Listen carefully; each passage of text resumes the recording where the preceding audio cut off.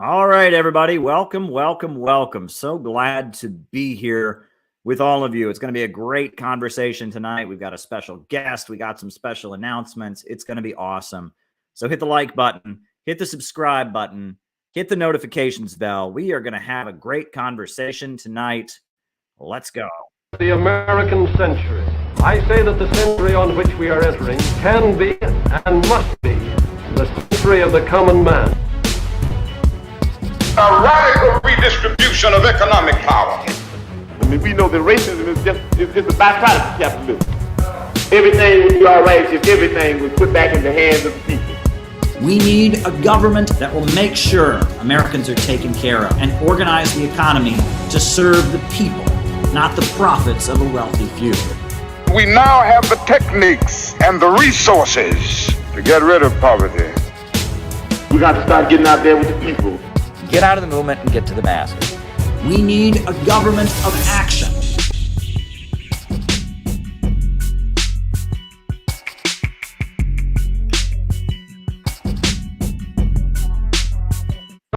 Welcome, everybody. Welcome, welcome, welcome. So, yeah, we have a special guest tonight, the man with the flag. But before we get to him, real quick, I'm just going to do a couple business announcements. I guess for those of you who may not be familiar with the show, the way we do it is we have our opening remarks.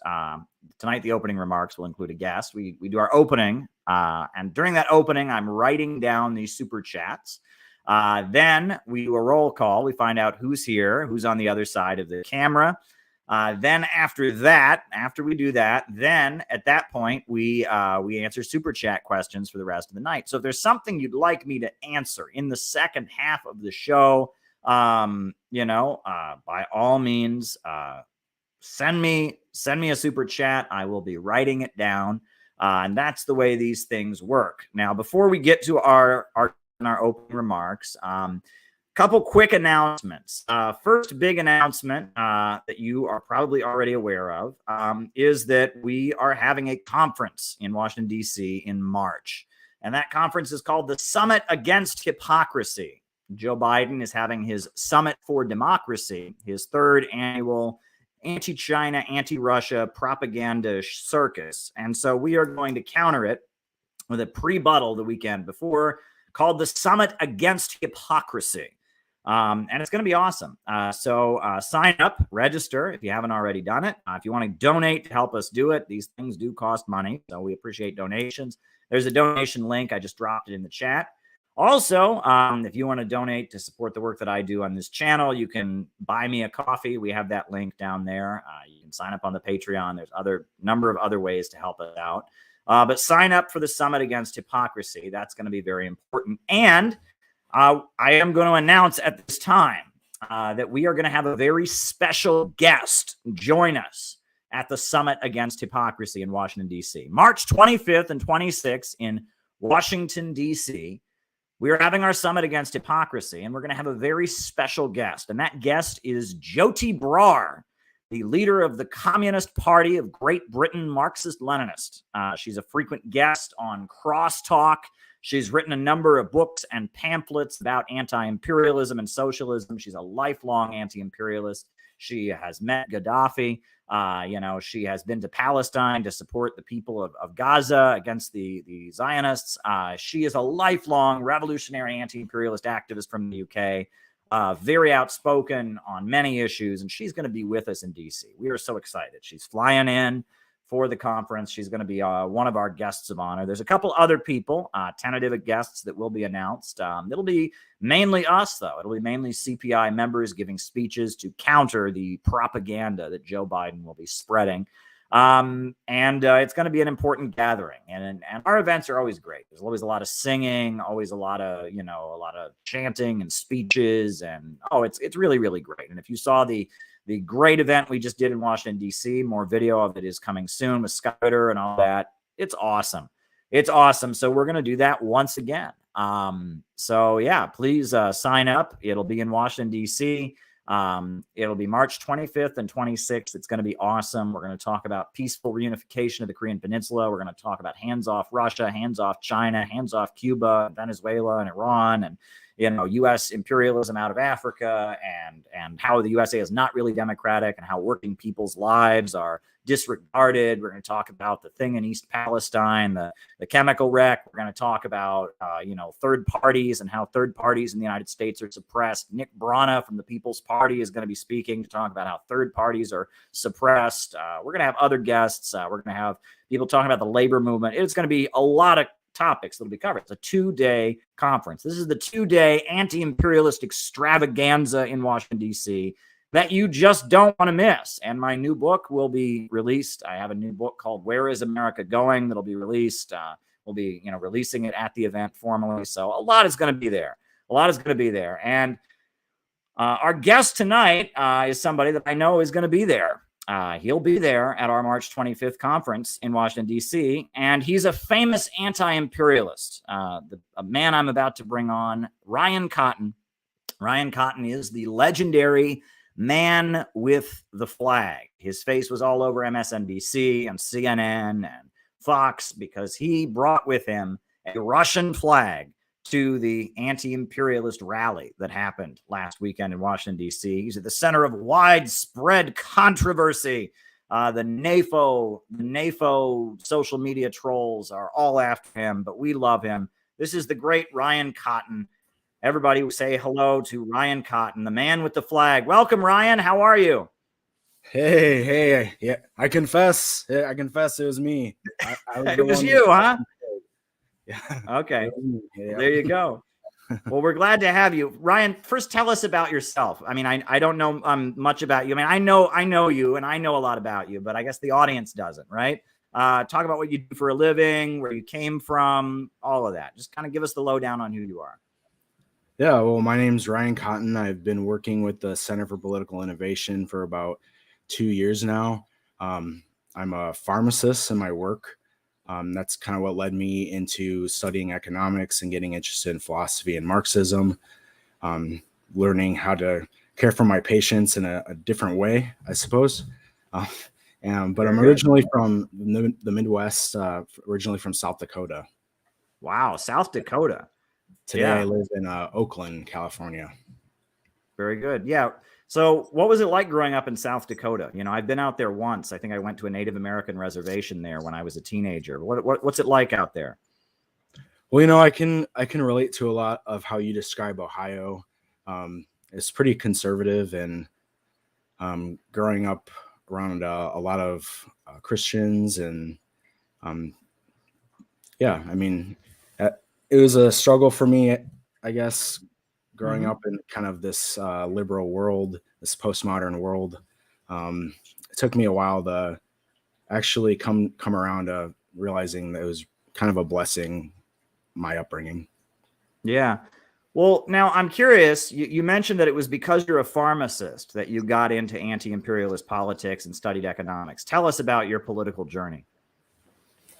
Yeah, well, I got into pharmacy during school. I mean, my mom worked in healthcare growing up, and so I'd always kind of been exposed to the healthcare environment, and I knew I wanted to help people that way. But it wasn't until I got into pharmacy school, and at the time, Bernie Sanders was running for president and talking a lot about universal healthcare. And I was working in a pharmacy at the time, and we deal a lot with insurance. And the number one concern for most patients is, how can I pay for the medication? It's not what is this medication for, or they don't have a question for the pharmacist. Usually it's how much does it cost? And so I kind of went into pharmacy school with that perspective, thinking how can we as pharmacists actually make our drugs and healthcare more accessible and affordable? And that would lead to improved outcomes.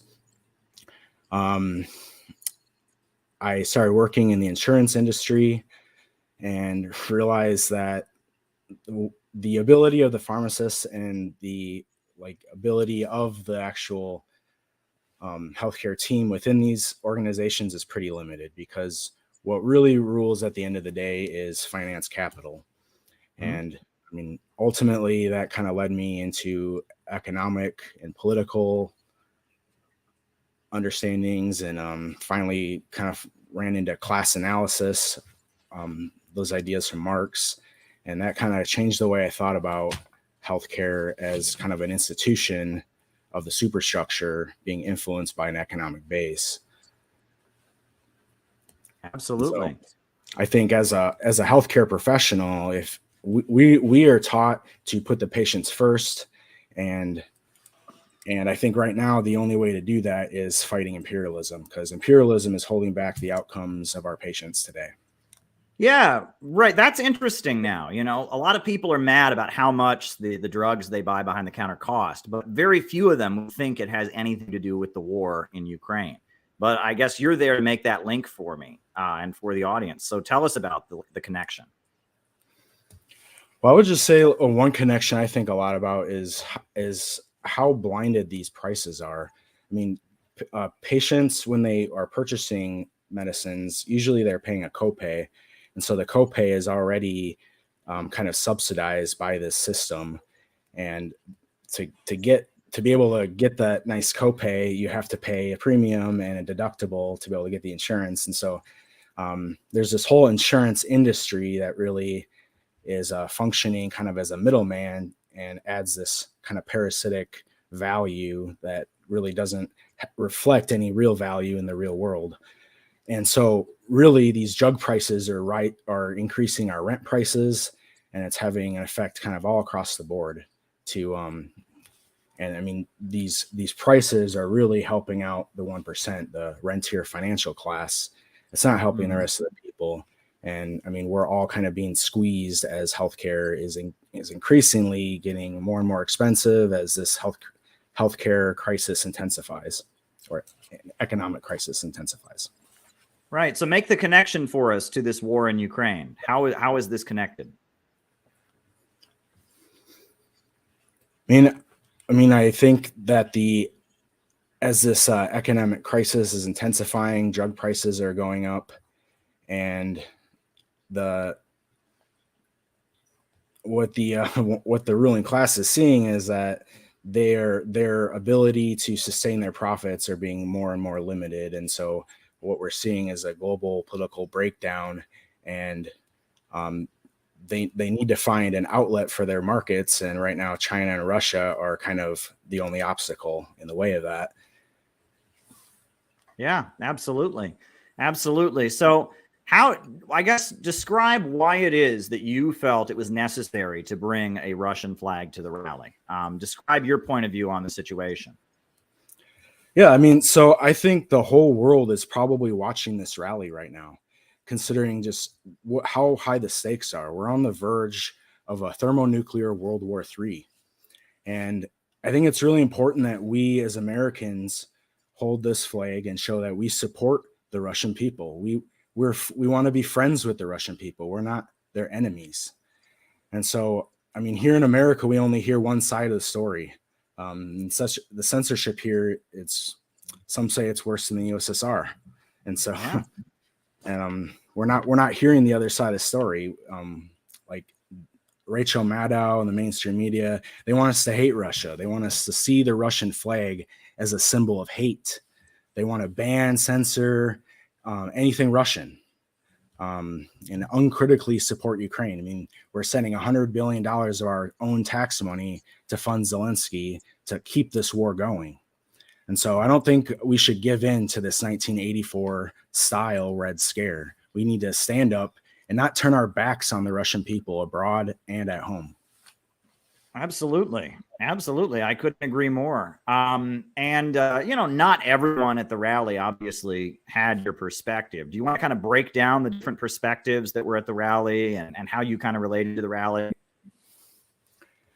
Yeah, I mean, the first people when I first showed up at the rally, I was approached by people. They're like, yeah, that's an awesome flag. Another guy with an American flag came right up to me and wanted to take a picture with me. And that was kind of the reactions I got at the rally. So it seemed like the people who were at the rally, the actual masses at the rally are on board with standing with the Russian people, and they're against the Western aggression that's at the center of this. Very good. Yeah, I mean, and you certainly weren't the only one there. And you were the only person from the Center for Political Innovation that brought the flag. That was your own decision, your own call to make it. But there were a number of people at the rally with Russian flags, wouldn't you say? Yeah, I mean, the way Rachel Maddow kind of portrayed the rally is all these Russian flags, right? But there was only one other Russian flag, or maybe another one. Other one I can remember. So there wasn't like a whole bunch of Russian flags. It was just a few. And when I was standing with the Russian flag, it was almost 90% of the time I was right underneath an American flag and a peace flag.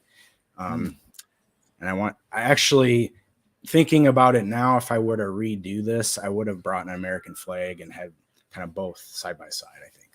To show friendship. Yeah. Well, you got your American flag right next to you right there. So Absolutely. There you go. Yeah. Yeah, well, I guess, do you want to kind of describe some of the conversations you had with people? Because I know you gave a lot of interviews at the rally. There were a lot of media outlets that were talking to you and stuff. Do you want to describe kind of what you broke down for them, what you told them? Yeah, I mean, I think what's important to understand is kind of the root of this conflict. And I think this is where a lot of people kind of had the wrong reaction to this. So maybe there's 3 different positions you could have towards this conflict. I mean, you could think that Russia's bad, and that's the position of Rachel Maddow. It's the Russiagate position. That's the position of the liberals and the globalists. And I don't think it takes much courage to have that position. Of course not. Yeah. The other position is that both are bad. Russia is bad and the U.S. is bad. And I think this is also kind of a weak position. It's a pacifist kind of position. And I think it lacks a scientific analysis of the history, the geopolitics, and an analysis of imperialism. And it's a non-scientific, it's a liberal analysis, which doesn't get at the root of the problem. The root of the problem is not political. It's not an idea. It doesn't sit in the superstructure. It's in the economic base. And so we're talking about imperialism. And what's really important to understand about this conflict, and this is what I told most of those reporters, is that this conflict didn't start 1 year ago. This conflict started 8 years ago, back in 2014, when the United States overthrew the democratically elected leader of Ukraine, Yanukovych. And since then, Ukraine has been a puppet state. It hasn't been a democracy. And they've let their military run rampant, allowed these actual Nazis to climb the ranks of their military and execute all these killings in eastern Ukraine against Russian-speaking people. And it's finally after 8 years of those killings, after pressure from the Russian Communist Party, Putin finally stepped in and said, no more. And so that's why we support Russia and we support what he's doing. And I think Russia is not only defending the sovereignty and independence of the people of Donbass who don't want to be a part of this puppet state anymore. He's also defending the sovereignty of the Russian people who are under the aggression and the threat of an expanding NATO and imperialist aggression from the West.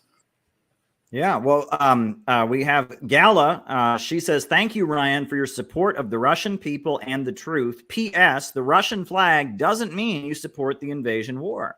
And that's actually a good point to make, right? I mean, we wave American flags all the time. We obviously don't support the invasion of Iraq or the occupation of Afghanistan or the toppling of Libya. So why is it that they assume that every person who would wave the flag of a country automatically supports its foreign policy? That's an interesting leap, isn't it? We can say that America, the whole essence of America, is not the U.S. wars. So yes, you and I, we both do support Russia's intervention. But Gala makes a very good point here. Why is it that they've equated anyone waving the flag of a country that's been around for thousands of years, right? With its foreign policy at this time? Isn't that a little bit weird?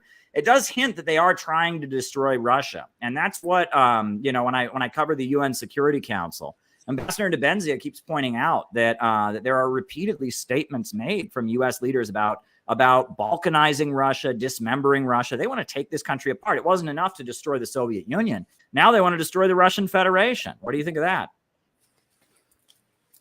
I mean, I 100% agree. I mean, it seems crazy that we're in this Red Scare hysteria today. We're holding a Russian flag. You're just attacked and like associated with all these different things. But I 100% agree there.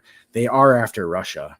But even more, this is even more about China and the economic relationship that they have together. And really, it's Russia and China together are building this economic alternative. And who's China's most strategic ally? It's Russia. And so what they're doing, they're building this economic alternative to eradicate hunger and poverty in Russia and China, one based on industrial growth, where they use public credit that reflects real value and real human labor that's invested. And they're trying to do win-win deals with other countries, mutual benefit. And so the Shanghai Cooperative Organization, the Eurasian Economic Union, with BRICS Plus, they're building an alternative. Whereas, and this is why they're a threat. This is why they want to take down Russia.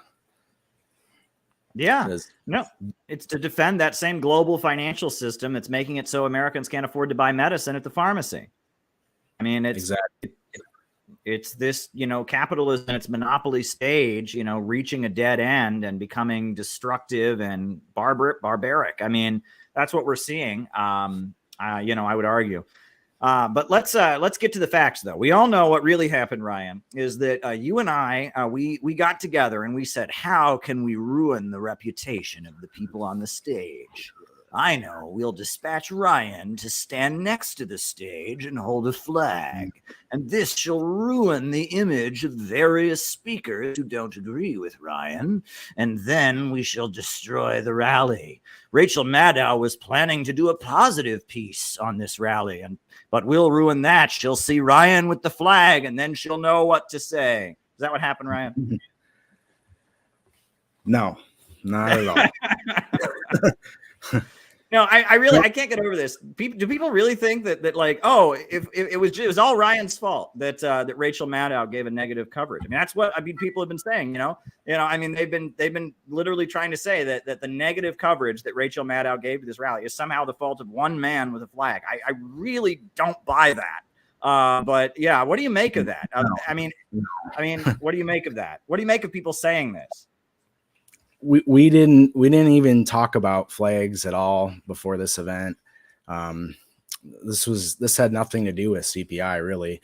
I mean, this was a public place. This was Washington, D.C., public venue, and I was just there with the flag. I mean, we in California, it's a kind of a rule that we bring the Russian flag to events because we know how important it is. This is just like a regular thing for us. And yeah, I mean, this wasn't planned like for CPI. We weren't planning to we weren't trying to do something sneaky and try to discredit the rally or anything. This was to show the true nature of the conflict. It's economic. It's about breaking down Russia and China, this rising alternative that is an existential threat for the globalists and what they want to do. Yeah, well, I mean, and people don't seem to know the history. During the Vietnam War, every demonstration against the Vietnam War had a contingent of communists waving the flag of the Vietnamese National Liberation Front. Every single one. Right. And there were even chants. People used to chant, ho, ho, Ho Chi Minh, the NLF is going to win. Ho, ho, Ho Chi Minh, the NLF is going to win. Or they would chant, one side's right, one side's wrong, victory to the Viet Cong. One side's right, one side's wrong, victory to the Viet Cong. That happened all the time. And that was considered part of the anti-war movement, is saying that you supported the Vietnamese people in their national liberation struggle. And yeah, there were disagreements. Sure, there were some who felt that maybe they shouldn't be waving such a flag, but there's a long history of this in the anti-war movement. And I mean, the other thing is that, I mean, we in the Center for Political Innovation, if you look at the rally we did in Austin, Texas, we had the flag of the Donetsk People's Republic. We had the Z to support Russia's intervention. If you look at the rally we did in Austin, we had the Donetsk People's Republic flag. We had the Chinese flag. We also had the Z.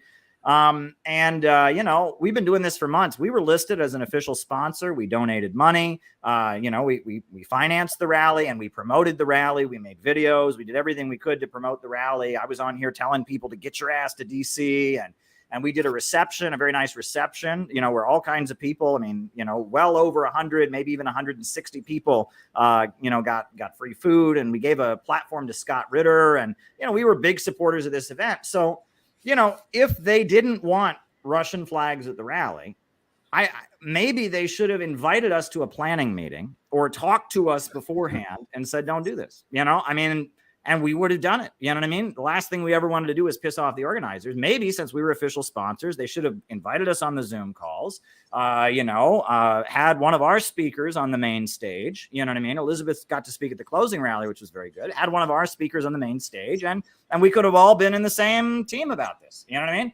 That's what you would do, but if not everyone is included in the conversation, you might get some confusion. And that's what happens when people don't communicate. I mean, that's on them. And the other thing that I've often said is, like, if they were mad that you were standing close to the speakers, like, isn't that kind of on them and their security? Like, I mean, I've watched Barack Obama speeches many times, and there's always a big crowd of people behind him with different signs, but I can guarantee you wouldn't have gotten behind him with a Russian flag. If they were so concerned about how they staged the rally, why didn't they take care of it on their own end? Why did they put that on us? That's a little bit odd. But the main thing, though, that I think, and I'm just putting this out there, is that I am convinced that there are troll farms dedicated to getting anti-imperialists to fight with each other. They want the Jackson Hinkle fans fighting with the Haas fans. They want the Haas fans fighting with the Max Blumenthal fans. They want the Max Blumenthal fans to be fighting with the Aaron Mate and Jimmy Dore fans. This is what they want. They want all of us who more or less understand that this war is wrong, understand that anti-imperialism is the answer, understand that woke leftism is pro-imperialist and a cancer. They want us all at each other's throats. And they're really good at finding some little issue, like some guy standing there with a flag. They're really good at finding that and using that and getting all their bots and trolls all over it to manipulate us against each other. You know what I'm saying? They're really good at that. What do you think of that? Yeah, I mean, it's clear that there's a targeted kind of online social media effort. I think that the CIA is like pushing a button, and they're really concerned about optics. So anytime the truth gets out, they're going to push this button and make sure that there's a swarm of bots that are going to push out this like NPC narrative, this very surface level understanding, basically just repeat all the media's lies. And that's what I've seen. If you look at the comments on this flag, it's this NAFO Twitter thing. Like, that's all it is. Like, these aren't original thoughts. They're just regurgitated kind of state comments. And like, people see through this. People see through the truth. And I think it's only a matter of time before this movement continues to grow, and like, we're not going to buy these media lies. People see through. I think people are waking up right now to this Ukraine and the big lie around this, and people are waking up. Absolutely. And the other thing, and I have learned this, trust me, over the course of the last year and the course of the 2 years of building the Center for Political Innovation, you never gain anything by surrendering, to the cancel culture mob. You know what I mean? It's like, oh, they get mad. You have a Russian flag. Oh, Tori, I'll bring it. Does that help? Oh, I won't bring Russian. Oh, we don't support Putin. We're just against the war. We don't support. Do you ever gain anything by acting that way? No, you never gain anything. You just look weak. When they disinvited Scott Ritter, that didn't make the rally look stronger. That made the rally look weaker. Because every anti-imperialist, they call you every name in the book. You're a Nazi, you're a fascist, you're a racist, you're a pedophile, you're a rapist, you're a narcissist, you're a blood drinking Satanist, whatever. I mean, they hit every anti-imperialist with everything. So when they actually gave in to the internet cancel culture crowd, and when they gave in and then disinvited Scott Ritter, that was a huge mistake on their part, you know. And I tweeted out when they did that, I said, expect attacks on other speakers in the coming days. Now that they've set a precedent that all it takes is for there to be an internet campaign against somebody and then they drop them, you know, that was like sending a signal to the CIA and all of them. Oh, if we whip up hysteria about one of the speakers, then they'll go after all of them. You know, and that's just how they operate. So you never want to back down in the face of cancel culture. That's my view. But here we have a comment from Australia. David Fox says, what I found disappointing are those that are supposedly anti-imperialist attacking the Rage Against the War Machine rally. What's wrong with them? What do you think? What do you think, Ryan? Yeah, I mean, this is the problem. We're trying to build a united front to stop World War III here. And we need to leave these other political issues aside and focus on the primary contradiction. And that's stopping World War III. Yeah, you know, I think that's the same attitude, and that, you know, I mean, this rally that they're doing on March 18th, the Answer Coalition's doing. I think it'd be great if people go to that. You know, I don't like the Answer Coalition, I don't like PSL, but we're not against that rally happening. You know, and the kind of the witch hunt where it was, you know, Black Agenda Report and Struggle La Lucha and all these groups were just accusing and you know, Jeff Mackler of UNAC, United National Anti-War Committee, and all this hysteria against the Rage Against the War Machine rally. I mean, it was really ridiculous. And these forces should be happy to see political groups that haven't been involved in protesting the wars finally getting involved, because right now, at this point, you know, the public in America is against these wars, but the anti-war movement is small and isolated. So the sections of the U.S. public that haven't been protesting in Washington, D.C. against these wars, getting more of them to D.C. and getting them to be more vocally anti-imperialist, I think is a great thing. That's what I think. I think it's a great step forward. And, you know, if you don't like the fact that these people are libertarians, or you don't like the fact that these people are Republicans, come to the rally and bond with them about what you do agree about, and then argue with them, you know, for goodness sakes. That's my attitude. What do you think? Yeah, I mean, I think the people that were at this rally are the exact people we need to build an alliance with. And there's more people out there like this who are anti-war and understand that we can't continue what's going on here. There's a lot of people, and I think this is kind of the beginning of a new movement. I mean, something that kind of started with maybe in the Bernie and the Trump side. I always thought there was something underneath both of those movements that was the same, and I think we're kind of seeing that with this Rage Against the War Machine.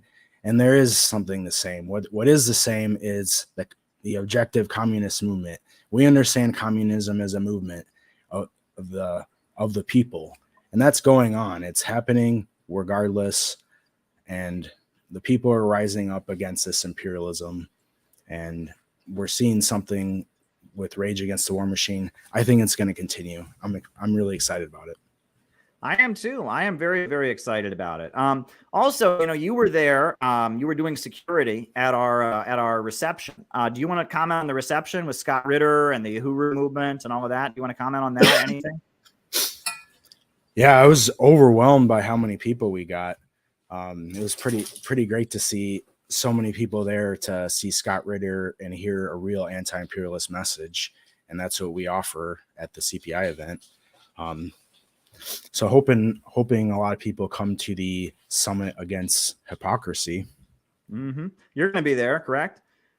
I'll be there. I'm working on a speech right now. Very good. Very good. I'm looking forward to your speech. You have a great class that you gave at a CPI retreat about the Chinese economic system. Maybe we can pull up the link to that here in the chat. I'll pull up the link to that. Hold on. I'm going to go find the link for that, because that was great. That was a great, class that you gave. I'm going to pull that up. It's on the Center for Political Innovation channel. Let me just pull that up here and drop it in the chat. It's a really good class that you gave. It was kind of a PowerPoint you did on China and their economic system and anti-imperialism. Right. China, Russia, and the New Emerging Economy by Ryan Cotten. Yeah, it's a great presentation. here. I'm going to drop the link in the chat. But you do great work, Ryan, and we were really glad to have you at the rally. I'm looking forward to your presentation in March. How does it feel to be a famous anti-imperialist now? I'm trying to be humble. It doesn't matter until we finally win at the end of the day. And so we have a lot of work ahead of us. Absolutely. Well, thanks for coming on, Ryan. We really appreciate having you on. By the way, you're in the chat almost all of these streams, your class analysis, right? So you're actually quite familiar with all the people in the chat, right? You know who these people are leaving the comments. You know them all very well. You know, you're a regular of our community. So we're really glad to have you here. Thanks for coming on. It was really, really great. Anything else you want to say before you leave? You can find me on my channel, YouTube at Class Analysis, or Twitter at Medical Momentum. Yeah. You've got some great videos on your YouTube also about fascism and stuff like that, right? Yeah, I'm working on a new one right now to kind of summarize Michael Hudson's work on super imperialism, and hoping to kind of integrate that into my talk for March as well. Very, very good. Well, we love your work, Ryan, and we love having you work with us. You're our comrade. We're with you, and we're so glad that you're now at the center of a controversy. The man with the Russian flag, Ryan Cotten. Thanks, everybody. Thank you. All right, that was so great to have Ryan. Have Ryan there on our broadcast. That was a lot of fun. Ryan is a great guy. Go and subscribe to his channel right now. That would be an awesome thing to do. Go and subscribe to Ryan Cotten Class Analysis. He's great. He's really, really great. And it was really, really great to have him on there and do this segment. And he got a lot of people's attention with his Russian flag. So, most of those super chats that came in were for Ryan. So we were reading those to Ryan. While we had him on there, I wasn't writing them down. But if you have more things you want me to talk about in the second half of the show, by all means, send a super chat my way. But there's a couple other things I wanted to talk about before we go to the roll call and all of that. Do folks remember this happened this happened in like November? In like November, Roger Stone, who, he was a Trump supporter, he's a Republican campaign activist and all of that. Roger Stone made this comment or it wasn't Roger Stone. Roger Stone had a guest, a guy from Epoch Times named Trevor Loudon. And Trevor Loudon made this comment on his podcast. And I will just play you what he said, because I heard about this and I couldn't even believe what he said. But this was, just to remind you, in case you didn't see it, this is what Trevor Loudon said on Roger Stone's podcast. There to promote Russian and North Korean foreign policies. She may not understand that, but she's being used by people like Dennis Kucinich and others to do that. She also has some connections to the Center for Political Innovation, which is a very pro-Russian outfit run by a man called Caleb Maupin, who used to be in the Workers' World Party. She's on the... Now, this is what he said. He's talking about Congresswoman Tulsi Gabbard.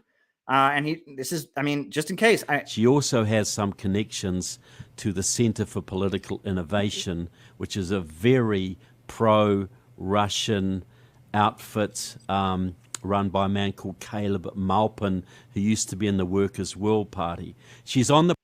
Now, that's at the time we heard this, we thought this was kind of silly. I mean, I've met Tulsi Gabbard once in my life. I've met her. But that's how it works. If you meet somebody, you are therefore controlled by them. I mean, I met Dugan once, and so the internet has labeled me as a Duganist, and all of that. But this happened once,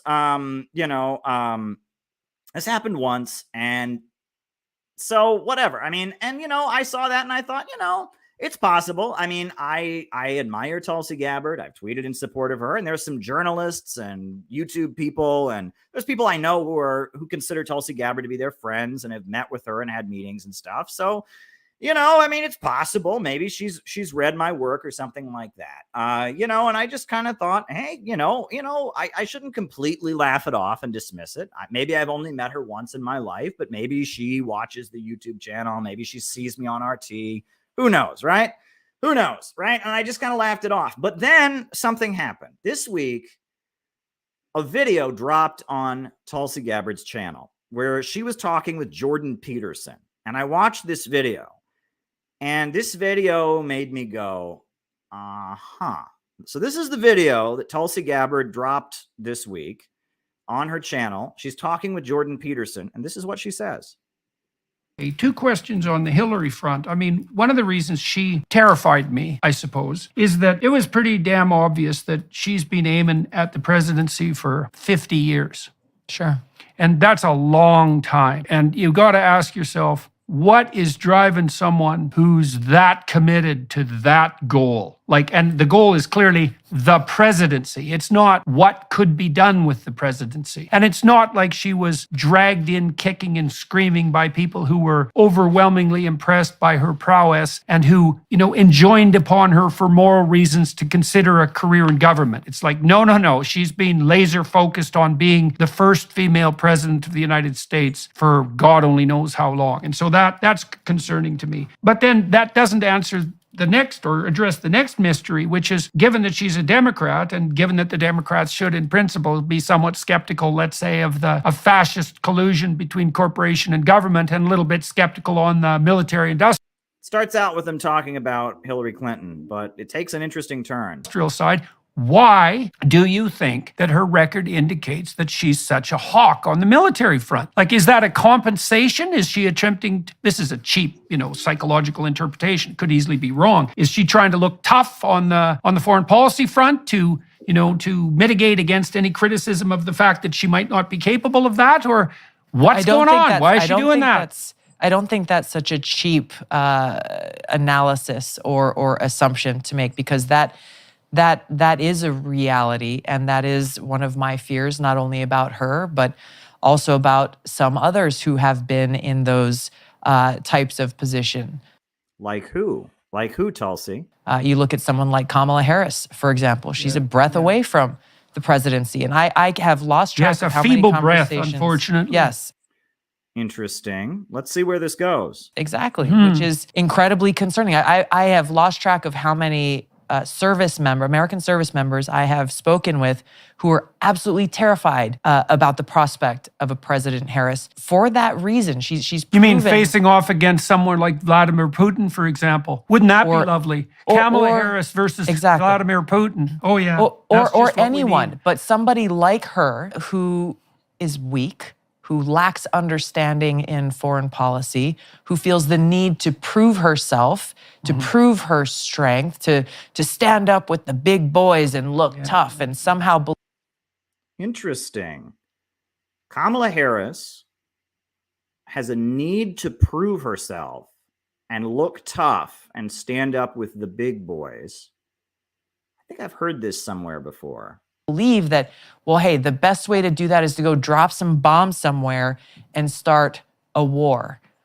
And that she might have some trauma in her past, and she might have a pattern of disregarding other people's needs and a desire to carry out vengeance, and that she seems to kind of talk about her own trauma a lot, and that motivates her to be more hawkish and militaristic.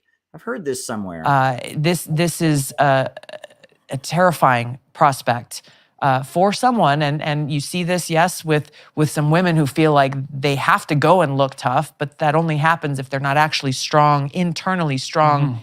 That she's weak internally, and that she sees herself as a victim. I've heard this somewhere before. Individuals themselves, but we also see this with some of the male leaders in this country. We saw how how people react, again, like in the media and in media and politics, how they react when we go to war. We saw how Nancy Pelosi and Brian Williams and others declared Donald Trump. This is the first time he seems presidential, when he decided to go and launch some rockets and missiles against Syria. People who hated him, people who could not stand him and were obsessed with trying to destroy President Trump, all of a sudden he goes and launches some bombs, and they're all over the television saying, well, finally, he's acting like a president. Give me a break. Right. This is the problem with the lack of leadership that we have, and how you started this question asking about how is it that the Democratic Party, that should be the party that is at a minimum, skeptical and cynical about the military-industrial complex and going out and starting new wars and regime change and all of this stuff. Well, they have become party to it, part and parcel of it, and have become that machine that benefits from all of this. And so they can't. It would be self-defeating. Yeah. Wow, folks. Wow. Now, if you're a regular from this audience, you know what that was. You know what we just saw there. But if you're not a regular, if you're not as familiar with what we do here, I will just let you know what we just found out, right? I think this is smoking gun confirmation that Tulsi Gabbard read this book. This is the book that I put out in September of 2020. Kamala Harris and the Future of America. I wrote this book. It was the second book that the Center for Political Innovation published, maybe the third. It was one of our earliest books. I think it was the second book we published. We published the Green Book, and then I published this book. And I wrote this book because someone who is friends with Kamala Harris's father approached me and told me about Kamala Harris's father and told me about Kamala Harris and how she's estranged from her father, and told me about how she sees herself as a victim. And I was presented with information about that. Plus, I was presented with information about how Joe Biden's staff didn't want to pick her as the running mate. And so I did a lot of research, and I mean, it was pandemic time. I was in lockdown. I couldn't go any place or really do much. So I just spent, and I wrote a very short book. This is like 120 pages long, Kamala Harris and the Future of America. It is a psychoanalysis of Kamala Harris, and it is an explanation of the divisions within the deep state that led to her becoming the nominee as a last-minute decision. You remember how, there's so many details I could go over, but I think what we just saw in that video shows that Tulsi Gabbard has read this book. I think there's no way that Tulsi Gabbard has not read this book. And you know what? Honestly, I think I'll just be real with you all. I don't want Tulsi Gabbard to come out and wave my book around. And I don't want Tulsi Gabbard to come out and be like, I like Caleb, because that wouldn't help Tulsi Gabbard. I personally would like it if Tulsi Gabbard became the next president of the United States. And the last thing she needs to do if she wants to become president of the United States is to say, yes, I get all my ideas from this red-haired guy in Brooklyn who works for RT and once met with Alexander Dugin and blah, blah, blah, and the whole cancel culture thing against me. Tulsi, if you're watching this, don't embrace me, right? Do not give me credit. I do not want credit. I don't. It'll hurt you more than help you to give credit. But I think my audience here, our community, knows that you are reading our stuff. It is undisputed. It is undisputed at this point that you're reading our stuff. Good for you.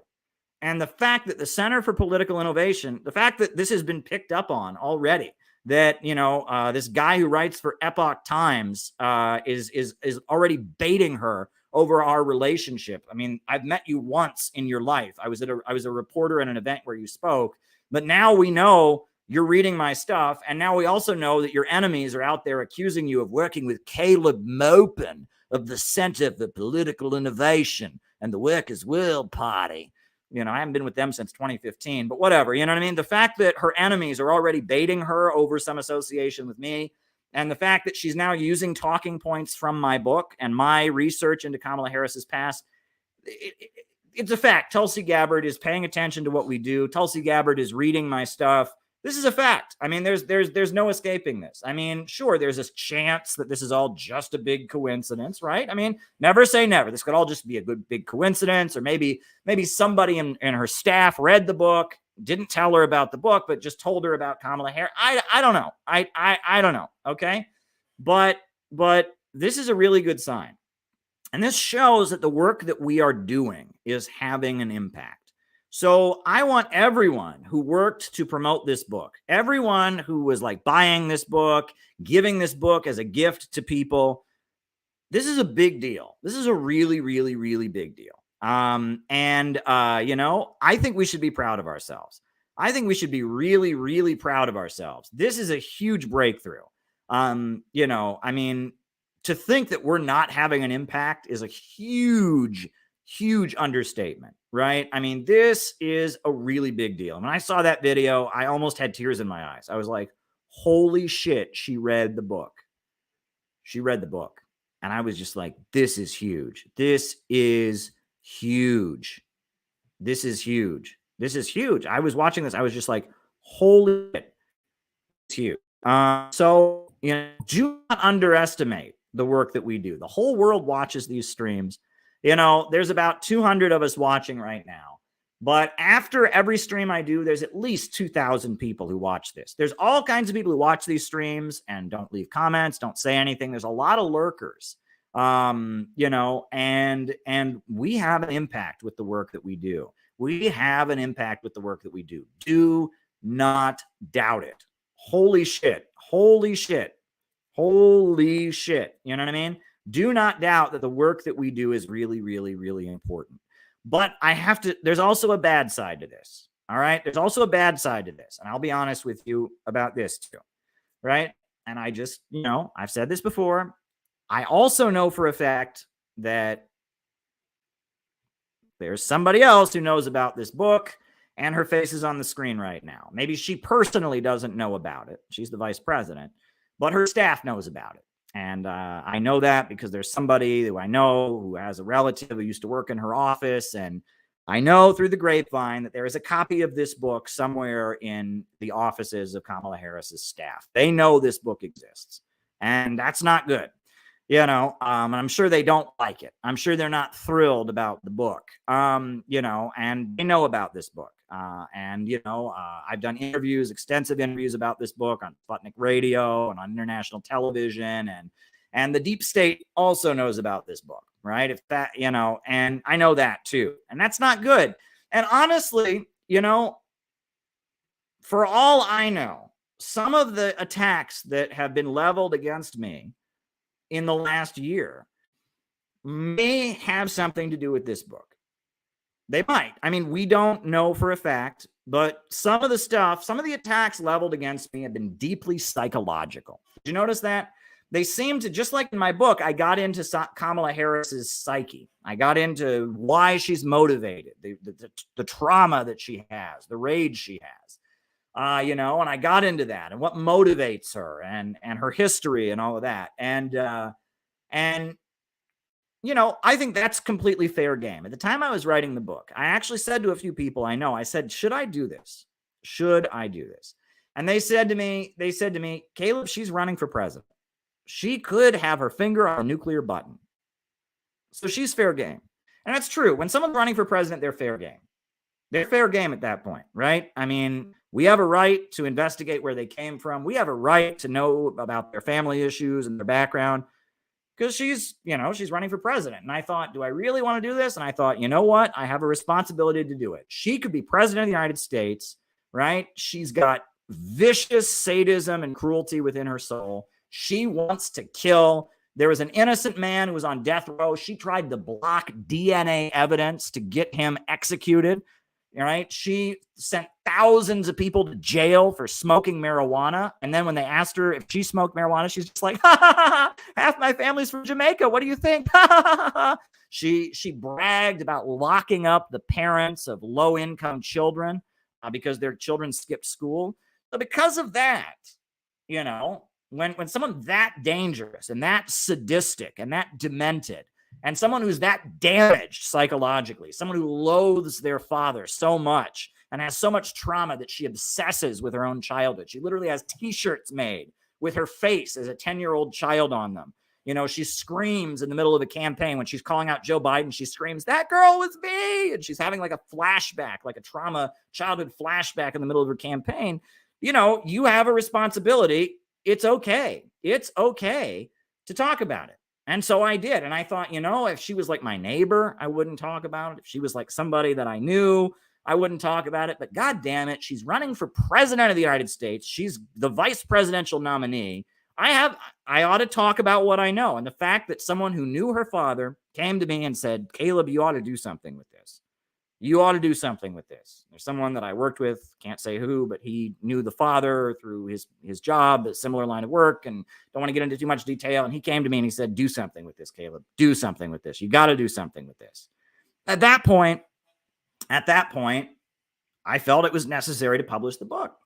And so it's out there now, and it's gotten very good reviews from all kinds of different people. You know, there were libertarians who liked the book. There were conservatives who liked the book. There were Democrats who liked the book. There were socialists who liked the book. This book actually got reviewed in Morning Star. Did you know this? The Morning Star, which is the Communist Party of Britain, their magazine. That's not Jyoti Brar's group, the Communist Party of Britain, Marxist-Leninist, but the Morning Star, which is the mainline Communist Party of Britain, the communist daily newspaper. I'll link their review. They gave it a good review. They gave it a good review. Morning Star did, right?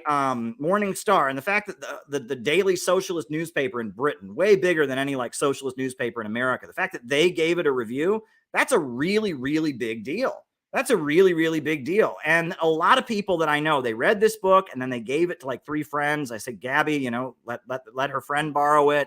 This book was a really big deal. We may not have sold it's not like breaking records and how many books it sold, but it's a really big deal.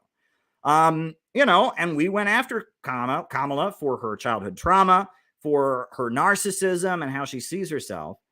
And it's a really weird coincidence that a lot of the attacks that were leveled against me shortly afterwards seemed almost like revenge for this book. Did you notice that? It was a little bit weird. It was a little bit weird, right? That a lot of the language that they used against me, it was almost like, it's like, Caleb, you revealed her trauma. You revealed her psychological issues. So we are gonna do the same thing to you. I almost get that vibe from what was published against me. And that makes me wonder what in the world is going on. The problem with this kind of work, let's be honest, we don't know, right? When you're dealing with the deep state and when you're dealing with divisions in the ruling class, and when you're dealing with little hints that are left with us in YouTube videos, we don't know. We don't know. We don't know for a fact that Tulsi Gabbard read my book. We don't know that for a fact. We don't know for a fact that Kamala Harris, that her staff has the book. I've been told that by people who would know, but we don't know that for a fact, right? We don't know for a fact that some of what's been thrown at me is somehow like considered revenge for the book. We don't know that. Right? We're just guessing at this point, right? We're guessing. We're shadow boxing. We don't know. We don't know why. We don't know why Trevor Loudon said what he said. I'm going to put it on the screen one more time. I just love hearing it, right? I can't get over the accent and everything. We don't know why Trevor Loudon said this. We don't know. We don't know, but we don't know why this ended up on others to do that. She also has some connections to the Center for Political Innovation, which is a very pro-Russian outfit run by a man called Caleb Maupin, who used to be in the Workers' World Party. We don't know why he said that. We don't know why a guy from Epoch Times, right? That's the Falun Gong newspaper. It's like a CIA anti-China cult newspaper. We don't know why he made a point of saying that. We don't know what that's based on. We have no idea. We don't know why Trevor decided to say that. I have no idea. I did not see that coming. That's weird as hell. We don't know why that happened. And we also don't know why Tulsi Gabbard said what she said recently. And we don't know why some of the attacks on me sound a lot like the attacks. We're just guessing here. We're just guessing. We're doing the best we can because at this point, you never really know. We never really know. But I wanted you all to know about this. Do not underestimate the importance of the work that we are doing. Do not underestimate the importance of the work that we are doing here. There are powerful people that are reading our stuff. There are powerful people trying to bring us down. There are powerful people trying to maneuver and manipulate what we do to serve different agendas. We are sometimes you ever see the movie The Pink Panther Strikes Again? There's a movie called The Pink Panther Strikes Again. It's one of those Inspector Clouseau movies, Peter Sellers. And in it, I forget what the situation is. Basically, Inspector Clouseau has like the nuclear codes. And so all these different governments are trying to kill Inspector Clouseau. and he's walking through like a carnival, and all these different like assassins from different governments, they're shooting at him, and they're like shooting each other. Sometimes I feel like that's what we're doing here at the Center for Political Innovation, right? We got Tulsi Gabbard's people, they are paying attention to us. We got Kamala Harris's people, they want to bring us down. We got Steve Hassan and the bread tube crowd, they want to bring us down. We got the FBI and the CIA, but then there's also divisions in the ruling class. And we know that there are some people in the Pentagon and some people in the FBI that want to stop the wars. And we also know there's all kinds of stuff going on. We are in the middle of a chess game that is so vast and big, right? There is a big geopolitical, international, and domestic deep state chess game going on. And we are in the middle of it. And we are just trying to do what we know to be right. We know what's right.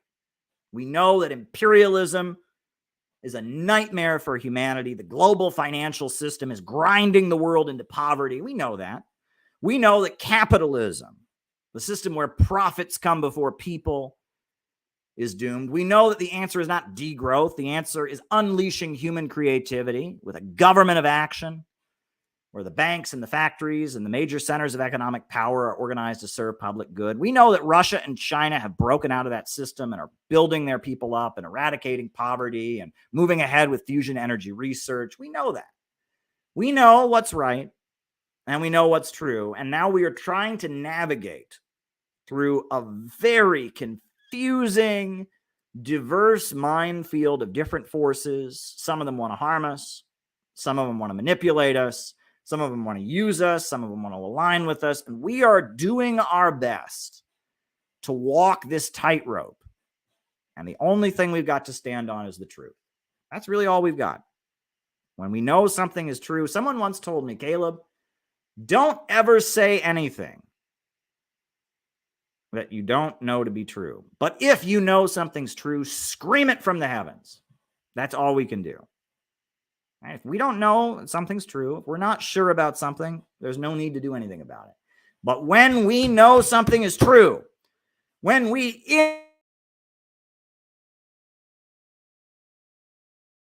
in our bones know that something is true, we will scream it from the heavens. And if that means we bring a Russian flag to a rally in Washington, D.C. against war, we do it. And if that means we write a book about Kamala Harris and her trauma and her mental illness and the maneuvers within the Democratic Party, we do it. And if that means we expose BreadTube, we do it. When we know that something is true, and we know that when we know that right is on our side, we take action. And like Fidel Castro said, history will absolve us. History will absolve us. And on that note, folks, I end my opening remarks for tonight. Hit the like button, hit the subscribe button, hit the notifications bell, and let's do the roll call.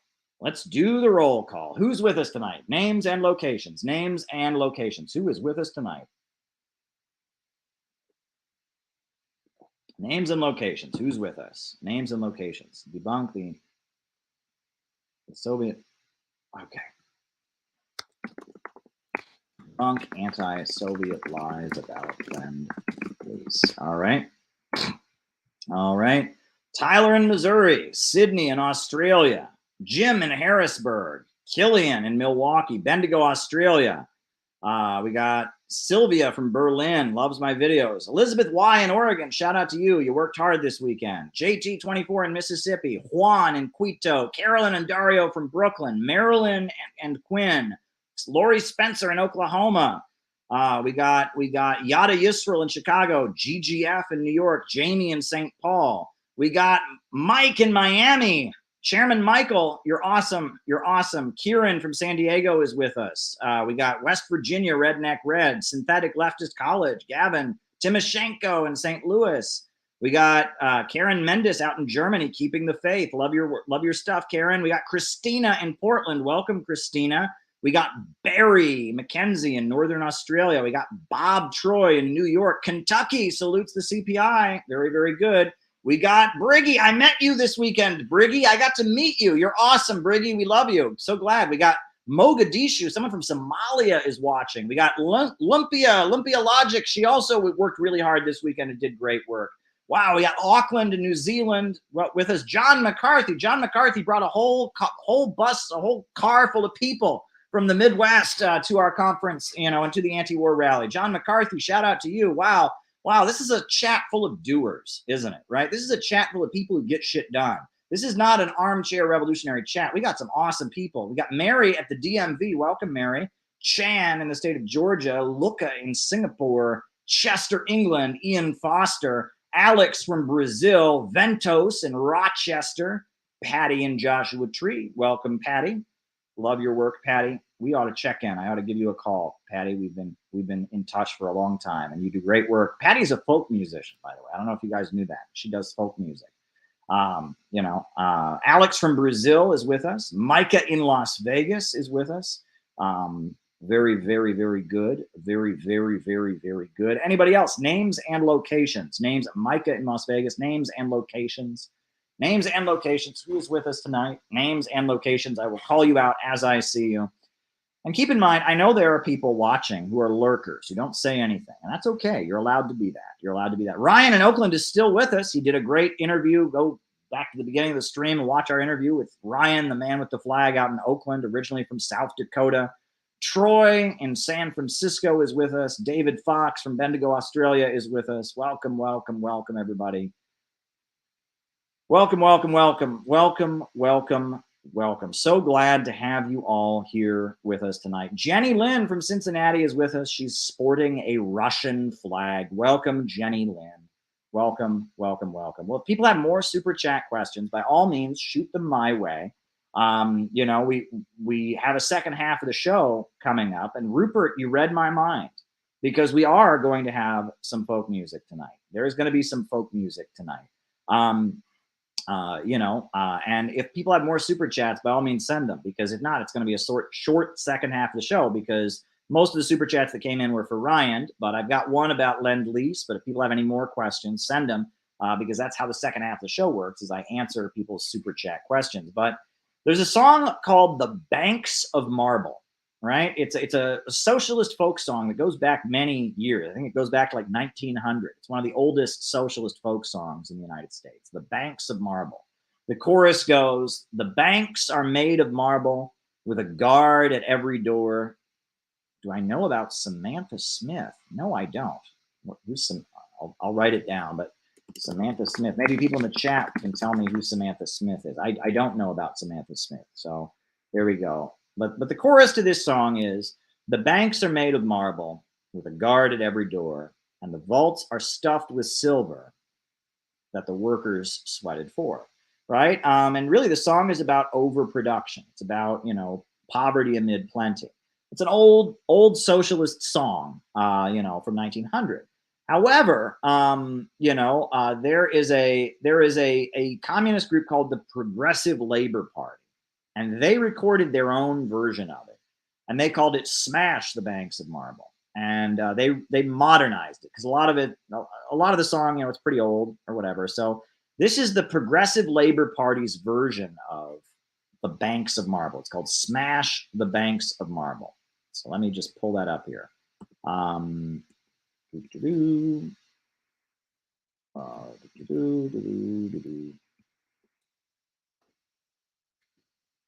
Where is it? Hold on. I'm just going to pull up this file. Sorry for the confusion there. There we go. Okay. Very good. All right. Putting it on the desktop, and we will pull up The Banks of Marble. The Banks of Marble. The Banks of Marble. Here we go. Here we go.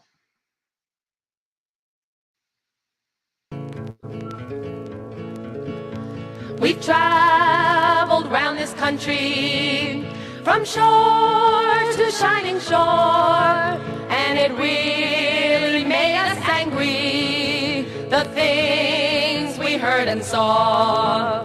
We saw the garment workers pushing racks for all the stores, getting paid $2 an hour. Their boss is rich and they are poor. But the banks are made of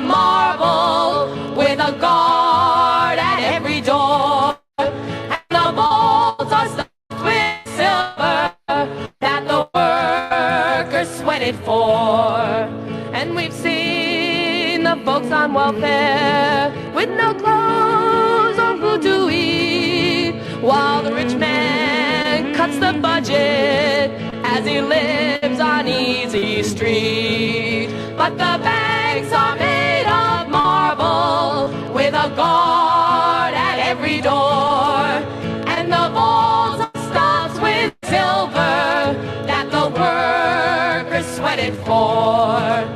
We've seen the workers standing by the employment office door, and we heard the bosses saying, got no work for you no more. But those banks are made of marble with a guard at every door, and the vaults are stuffed with silver that the workers sweated for. We've seen the workers fighting throughout this boss's land, and we're gonna get together and together make a stand. Then we will smash those banks of marble and kick the bosses out the door, and we will share those vaults of silver that the workers sweated for. Yes, we will smash those banks of marble and kick the bosses out the door, and we will share those vaults of silver that we have sweated for. That's the Progressive Labor Party version. I just traveled loud in that clip called Percentage and Tulsi Gabbard Agents in North Korea.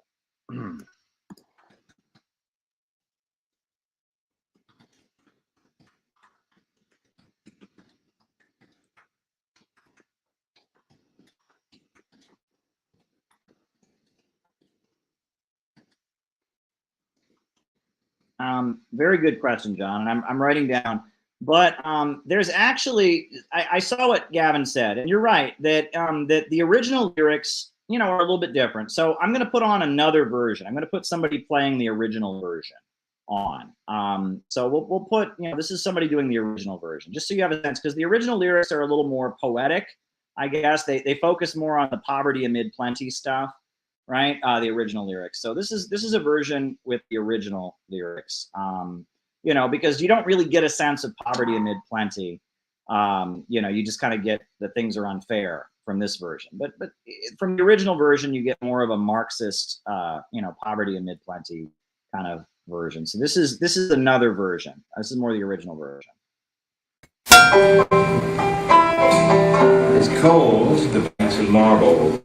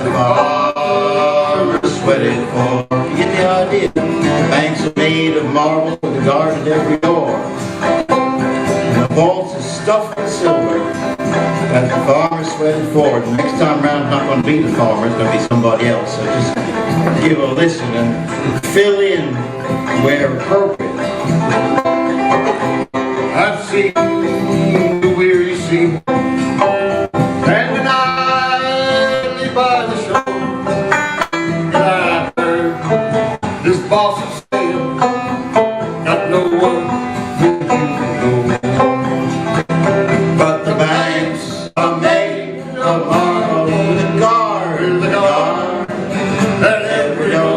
vaults are stuffed with silver. Seaman, sweated for.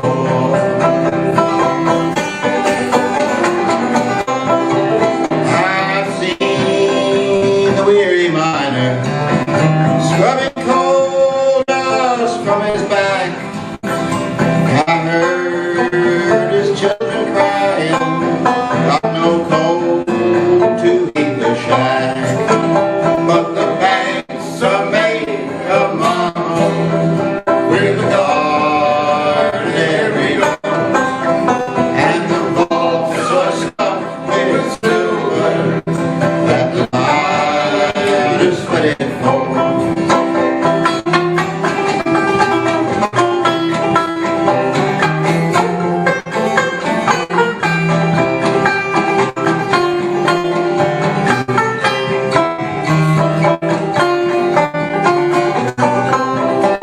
I've seen my brothers and sisters working throughout this mighty land, and I pray we get together and together take a stand. And we'd own those banks of marble with a garden every door, and we'd share those vaults of silver that we had sweated for. And now we thought we'd kind of make up a slightly more up-to-date verse here, and we have an alternative ending which goes like this. And we'd blow up those banks of marble that we bailed out more and more, and we'd kick out them fat cat bankers that we have sweated for. Yeah.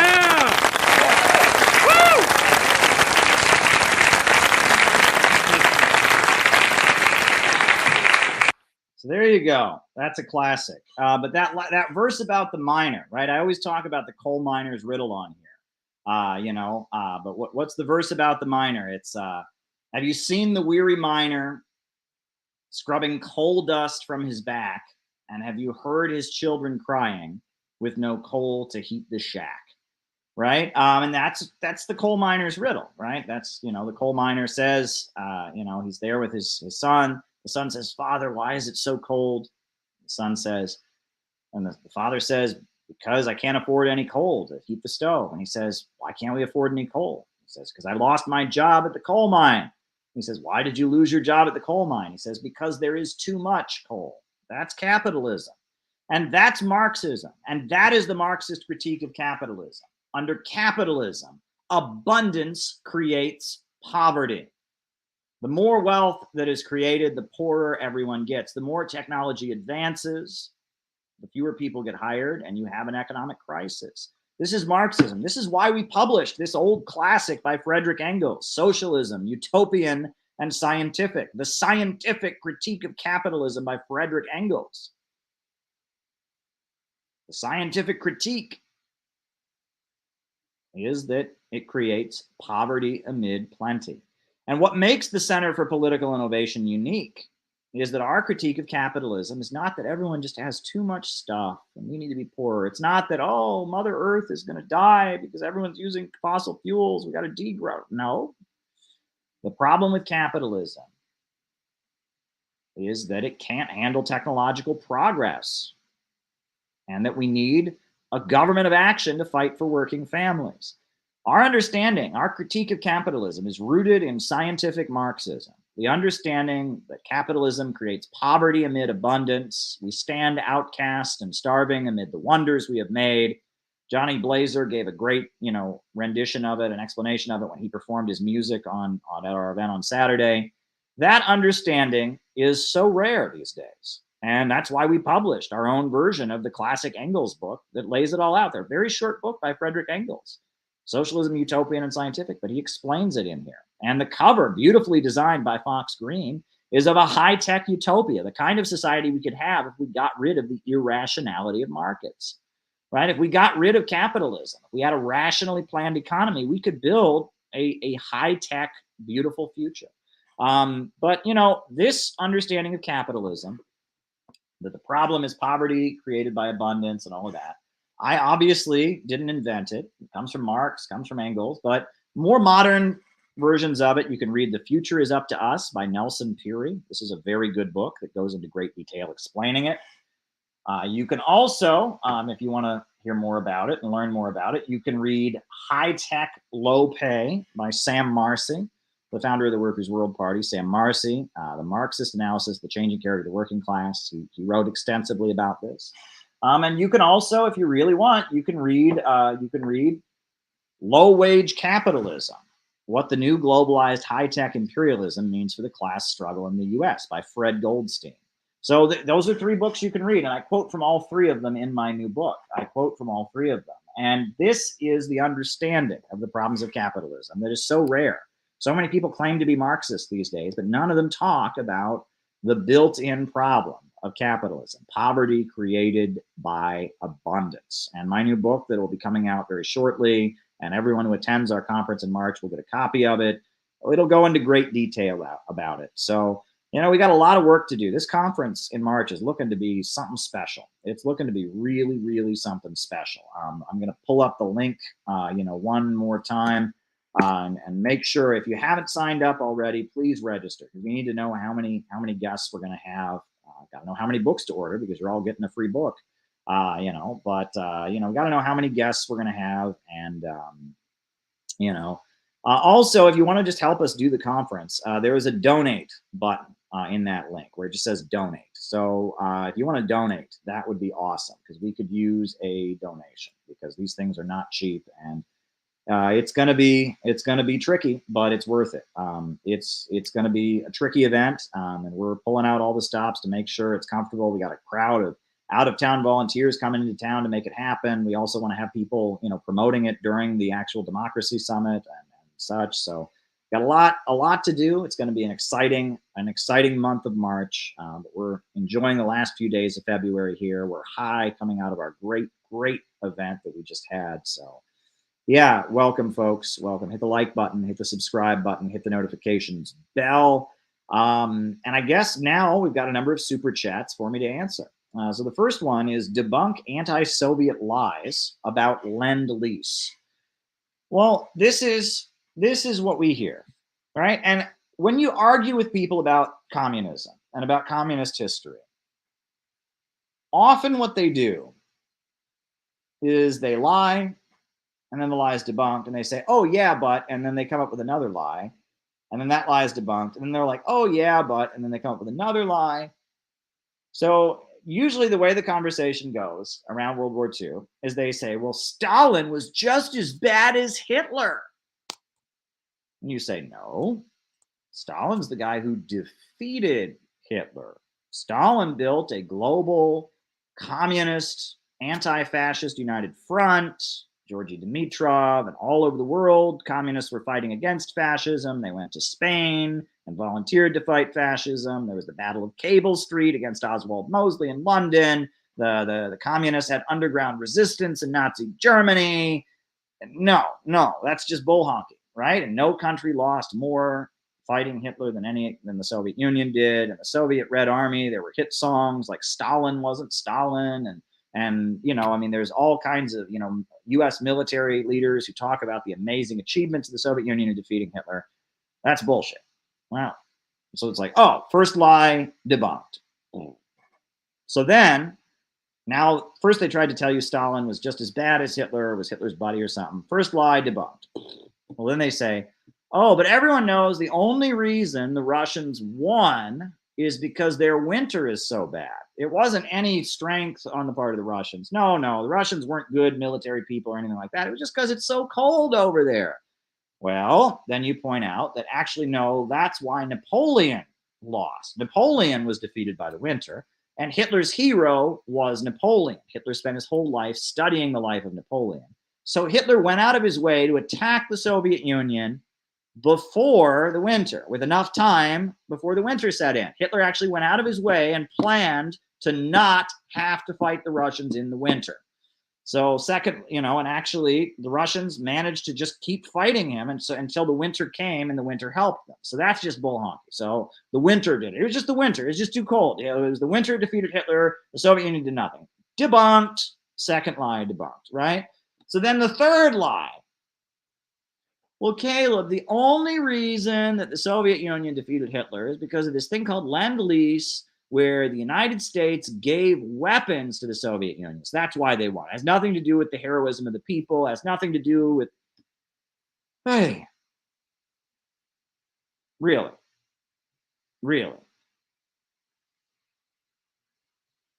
I mean, it's just like, this is what arguing with people about Soviet history is like. I mean, it's like they just have to, it has to be the narrative they heard on CNN. The communists have to be the bad guys. The communists have never done anything good.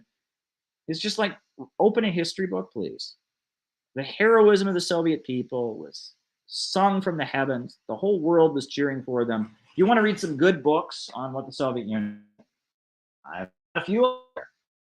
Got a few for you.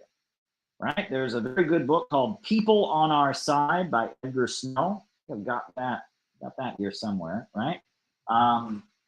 Yeah, and there's People on Our Side by Edgar Snow. That's a great book you can read. It's about the Soviet Red Army.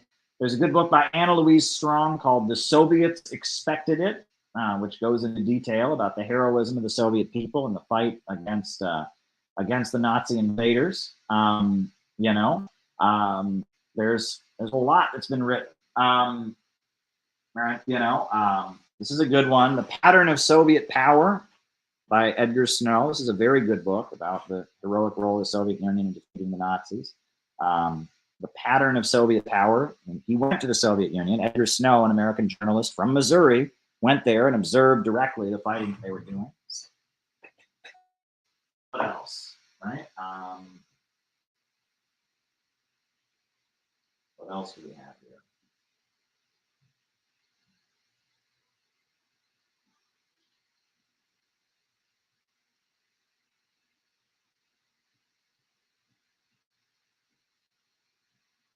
Here's a good one. The Secret of Soviet Strength, published by the Dean of Canterbury. The Dean of Canterbury, a high-ranking British official, Hewlett Johnson, he wrote The Secret of Soviet Strength. This is a very good book about the heroic role of the Soviet Union during the Second World War.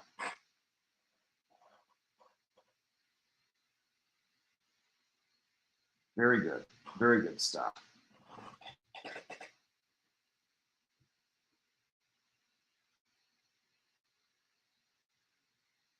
Very good stuff. So, there's a lot written about this. And the heroism of the Soviet people in defeating the Nazis is a historical fact. There's even a very good film. Oh, here's one. Here's another good one. Russia's Fighting Forces. This is a good one as well. Right.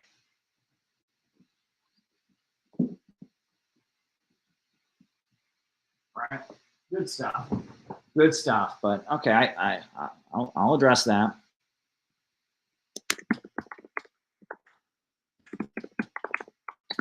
All right. So yeah, the heroism of the Soviet people. Another favorite book of mine is The Soviets Expected It by Anna Louise Strong. That's very, very good. The Stalin Era by Anna Louise Strong. Anna Louise Strong lived in the Soviet Union during the Second World War, and she did a lot of very good writing about it. So I would recommend The Stalin Era by Anna Louise Strong. That's a really tremendous book. So there's a lot written about the heroism of the Soviet people in defeating the Nazis. There's a whole lot on that topic that has been published. So that's what I would recommend. So there we go. Very good. Okay. All right. Next question. Samantha Smith. Now, I guess this is somebody whose plane was shot down, but let's look this up. Right? I don't know about this. Thanks for the super chat, Mike. Samantha Smith, peace activist, American peace activist. I'm Googling this. I don't know about this story, right? So Samantha Smith was an American peace activist and child actress from Manchester, Maine, who became famous for her anti-war outreaches during the Cold War between the United States and the Soviet Union. In 1982, Smith wrote a letter to the newly appointed General Secretary of the Communist Party, Yuri Andropov, and received a personal reply with an invitation to visit the Soviet Union.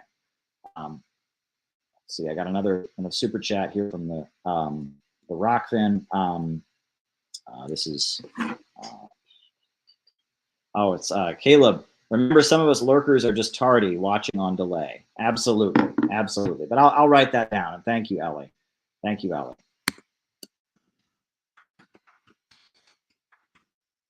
Just tardy, watching on delay.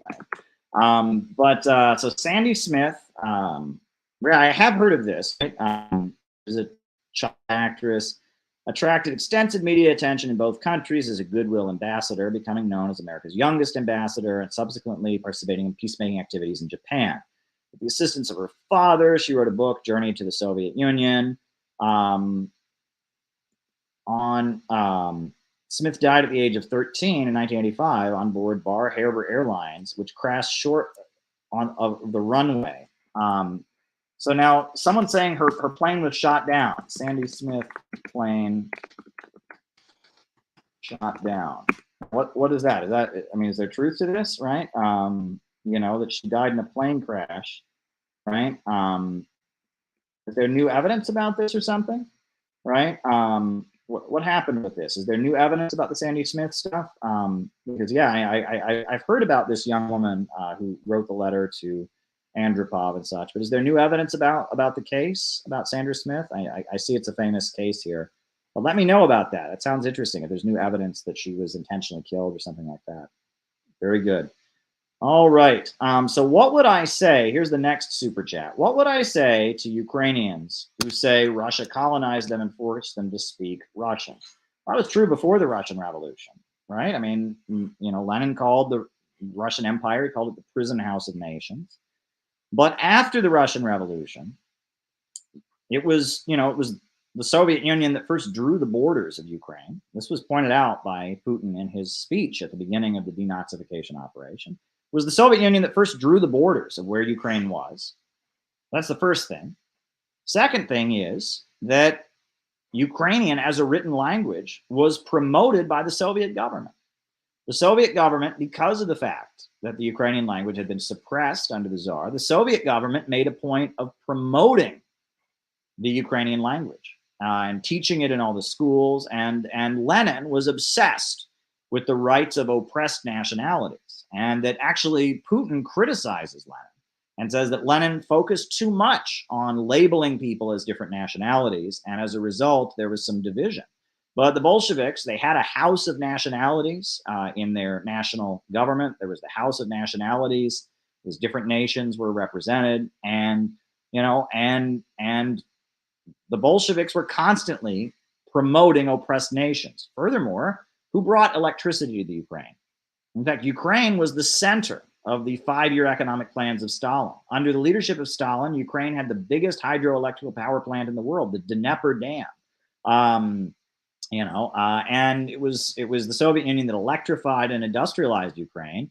And Ukraine was a big center, not just of Soviet agriculture, but also of Soviet industry. And the Soviet Union expanded Ukraine, right? They expanded the borders. After Stalin's death, they added Crimea to Ukraine. This narrative, it was the Soviet Union really did a lot to industrialize Ukraine, to promote the written language that had been suppressed in Ukraine, to expand Ukrainian territory. They were all part of the Soviet Union, so it didn't matter as much. So this narrative where the Soviet Union was oppressing Ukraine, maybe before 1917, but post 1917, the Soviet Union was doing everything it could to build up Ukraine. And then on top of that, the fall of the Soviet Union was a disaster for Ukraine. And the vote to keep the Soviet Union was higher in Ukraine than it was in Russia. They took a vote, should we keep the Soviet Union? The vote was overwhelmingly in favor. But the vote to keep the Soviet Union was higher in Ukraine than it was in Russia. So the Ukrainian people were more pro-Soviet than the Russians were. The people who say that, there is a Ukrainian nationalist narrative. It's very popular. It's always been popular in the western parts. There's always been a Ukrainian nationalist diaspora that has existed, and those people exist. They're in Cleveland, they're in Chicago, and they think, you know, Hitler is misunderstood and that Stalin is evil, and the only reason that people know the evils of Hitler is because there's some big, you know, evil Jewish plot to you know, to make Hitler look bad, when actually Hitler was the great liberator of Ukraine, and Stepan there, you know, there's those folks, right? The Ukrainian nationalist diaspora. Those people, you know, they've always been around. Right? And they're fascists, and they're Nazi sympathizers, and they're fanatical anti-communists, and being a Ukrainian and being anti-communist is like spoon-fed to them from childhood. Those kind of people have always been around. But when it comes to Ukraine itself, I mean, those people haven't been the majority. And throughout Ukraine's history, the Soviet Union has been an ally and a friend. And Russia was an ally and a friend of Ukraine. I mean, you know, Ukraine was a very, very big part of the Soviet Union, a big part of its economy. You know, so, I mean, some things are true and some things are not. You know, obviously, there were more, what do you call it? There was more sympathy for the Soviet Union in the eastern regions, the ones that have just joined with Russia and are now considered the new republics of Russia. There's been more sympathy in those areas, you know, and there's been more hostility to Russia from the western region. But at the end of the day, polls in Ukraine have overwhelmingly shown, people say life has gotten worse since the fall of the Soviet Union.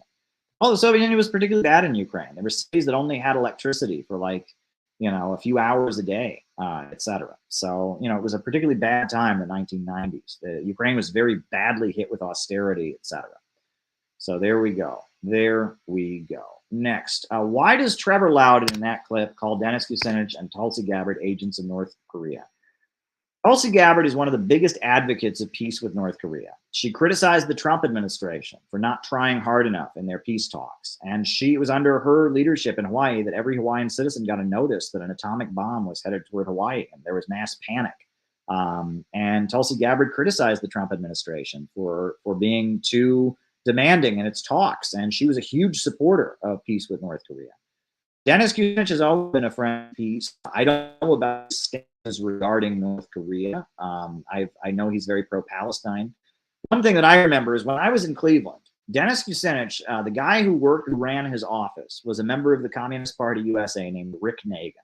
Rick Nagin was the leader of the Communist Party USA of Cleveland for many years, and he ran Dennis Kucinich's office. And Rick Nagin was a Zionist. He was a supporter of Israel. And Dennis Kucinich was not a Zionist and was an opponent of Israel. But because Rick Nagin ran Dennis Kucinich's office, Rick Nagin would not allow the Palestine groups to meet at Dennis Kucinich's office. So Dennis Kucinich would go to another part of Cleveland to meet with the Palestine groups he supported, because the Zionist CPUSA member, Rick Nagin, was less anti-imperialist than Dennis Kucinich was. Dennis Kucinich was more anti-imperialist than the communists who ran his office. That's awesome, right? That shows how amazingly anti-imperialist and anti-Zionist Dennis Kucinich is. Even the people who ran his office were not as anti-imperialist as he was, right?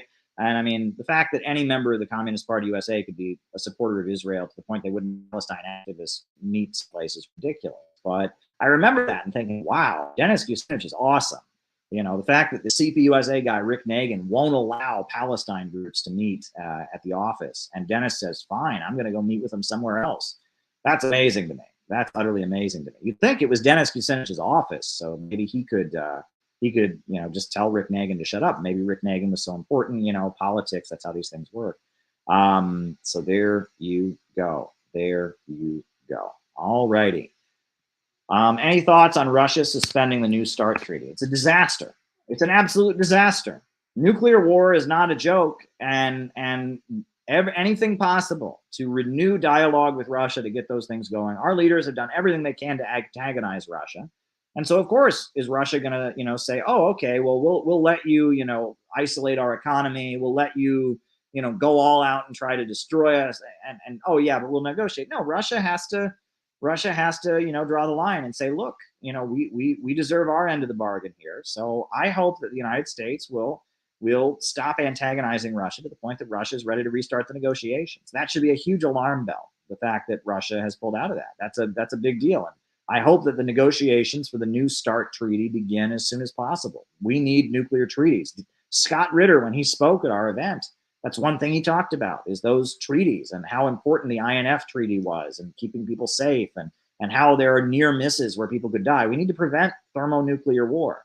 You know, it's kind of a good thing when we don't have nuclear war, when everyone doesn't die. Kind of a good thing. Kind of a good thing. Kind of a good thing. All right. Is anti-white racism a thing? It depends what you mean by racism. Okay, the way racism is generally understood is that racism is a systemic form of oppression, right? And people are not systemically oppressed because they're white, right? Now, people who are white can be systemically oppressed because they're from the working class. People who are white can be systemically oppressed because they're disabled, or because they're you know, from an immigrant community, or, you know, people who are white suffer, but they don't suffer on account of being white. Being white in the United States is a plus, right? And, you know, everything shows that in the United States, if you are white, you get favored by employers. You know, you get some opportunities. Even if you're very poor and miserable and you're white, you're better off than someone who's poor and miserable and black. So no. In that sense, no. If you mean racism in the sense of somebody having a negative attitude about somebody, right? That's how most people define racism in our society. They don't have a scientific definition where it's about a system, where it's about oppression. They rather have a definition where it's about attitudes. Are there people who have negative attitudes about white people? Sure. And they're, you know, but prejudice and racism are not synonymous. That's what's important to recognize. People are not, people being prejudiced or having a bigoted attitude is not the same thing as racism. Racism is cultural. Racism is built into the society. It's a systemic form of oppression, and that people who are white can suffer, right? And that's true, but they're not suffering because they're white. And that's the problem with a question like that, is that a lot of people will hear me say that and say that, oh, there's no racism against whites, which there isn't. If you actually know what racism actually means, there's no racism against whites. But people will hear me saying that, and then they will point to things in their life where they have suffered, and they'll get very angry. Well, you have suffered, but it's not on account of your race. It's account of your class, on account of your life circumstances. You know, and in America, if you're white, being white is a plus generally in your life. You are better off if you're white. You benefit from it. What I would also add, and this is an important thing to keep in mind, is that what was I going to say? I actually forget what I was going to say. I have forgotten what I was going to say. What was I going to say? I was going to make this point here. What was I going to say? I was going to make a point. There was a point that was in the back of my head, and it slipped out of the back of my head. Can you believe this? I got distracted. There was a point in my head. What was I going to say? I was going to say that people... Oh. Well, one thing I thought of is, like, do you remember that comment that Joe Biden made where he said, poor kids are just as smart as white kids? Remember that? That was crazy, because there are plenty of poor white people. The US media kind of forgets that poor white people exist, but that's not the point I was going to make. There was some other point I was going to make, and I can't remember. Oh, this is the point I was going to make. What is a white person? What is a white person? What is a white person? A white person in America is someone who's not black, someone who's not brown, someone who's not Asian, someone who's not Latino.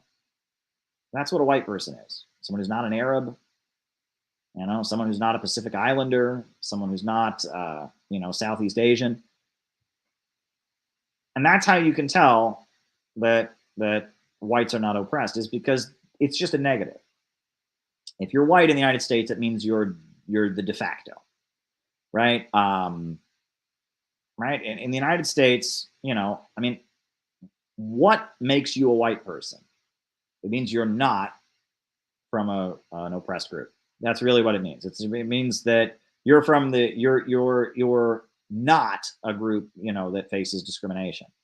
That's really all it means. And it's an important thing to understand. I have thought many times, what is it that brings white people together? White people in America, we don't have a common ethnicity and ethnic background. We don't, right? Some of us are Irish, some of us are Polish, some of us are Lithuanian, some of us are, you know, I mean, there's all kinds of white people in the United States, like vaguely from Europe, kind of, you know what I mean? So there's that. You know, we don't have the same language. There's different dialects. There's white people in go to Detroit. There's a whole neighborhood of white people in Detroit called Hamtramck, where they all speak Polish. They're white. They're treated as white by society. You know, white people don't have the same religion. There's Jewish folks that are white. There's Catholics that are white. There's Eastern Orthodox folks that are white. There's Protestants that are white. There's white Buddhists. There's white atheists. I mean, there's rural white people. There's urban white people. There's Southern white people. There's Midwestern white people. There's Appalachian white people. There is nothing that brings American white people together other than not being black, not being brown, not being Asian, not being Arab. That's all that brings white people together. So you can't argue that white people are discriminated against on the basis of being white, because there's no common bond. All white is a negative. White just means you're not a person of color. That's all it means.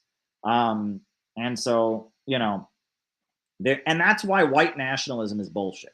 Anyone who starts talking about white nationalism, I am for the oppressed white nation. Oh, shut up. There's no white nation. A nation is a group of people that have a common territory. Do white people have a common territory? No. A nation is a group of people who have a common language. Do white people in America have a common language? No. A nation is a group of people who have a common religion. Do white people in America have a common religion? No. A common culture? No. Like any definition of a nation, white people are not any of those things. White people have different cultures, different nations, different heritage, different languages. White in America just means you're not from a marginalized group, right? It just means you're the default, right? As Noah is putting it. You're just the default. So no. There's not anti-white racism. Now, are there people who maybe harbor a prejudice? Sure. Are there people who, you know, and I will say that one group of people that is forgotten in America is low-income white people.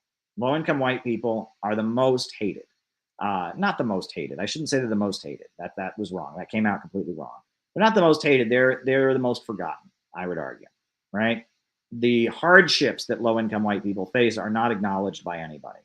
Thank goodness, due to years of struggle, we now acknowledge the hardships of low-income people of color and low-income, you know, women and others. But low-income white folks, you know, as far as the wokes are concerned, they don't exist. They don't exist, and they are not allowed to fight for healthcare, right? The Medicare for All march was called racist because it was calling for Medicare. It wasn't calling for, you know, ending white privilege or something like that. And wokes hate low-income white people. They do, right? They love middle-class, wealthy white people who go to Harvard and Yale and get middle-class jobs at tech startups. They love them. But wokes hate low-income white people. They do. And they have a vendetta against low-income white people. It's not because they're white, it's because they're low-income. They like middle-class white people. They like yuppies. They like college-educated, urban, hipster white people. They like them. But wokes hate red state poor white people. And they want to exterminate them. I mean, recently, I don't know if you saw this, but on, I think was it the woman on The View? You know, she said that the people of East Palestine, Ohio, deserve to get poisoned because they voted for Trump. Did you hear that? They deserve to get poisoned because they voted for Trump. That's a horrendous thing for someone to say. That's a horrendous thing to be said. So, yeah, low-income white people in the United States are forgotten, and wokes have a vendetta against low-income white people, but no one's discriminated against because they're white, right? And that the richest people in America are also white, right? The richest and most powerful people in America are white, right? And that white is just kind of the assumed default in the United States. So no, there's not systemic racism against white people. You know, it's just not. You know what I mean? So there you go. Now there's a super chat that went by. Ukraine is such a distinct nationality from the Russian people. And how was the okay? All right.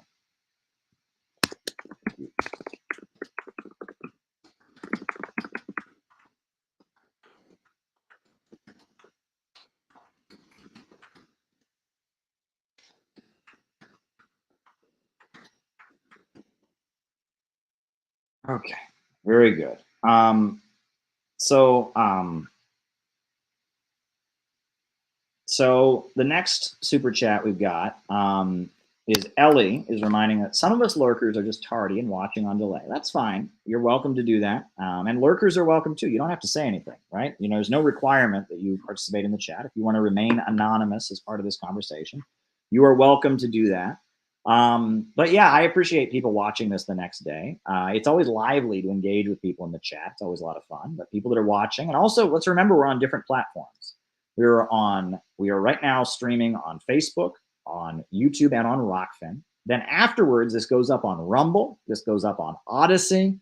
So, you know, there's multiple platforms where people are watching this. So there you go. There you go. And I mean, our reach is massive. I mean, this community here is a lot of people, and it's getting bigger, right?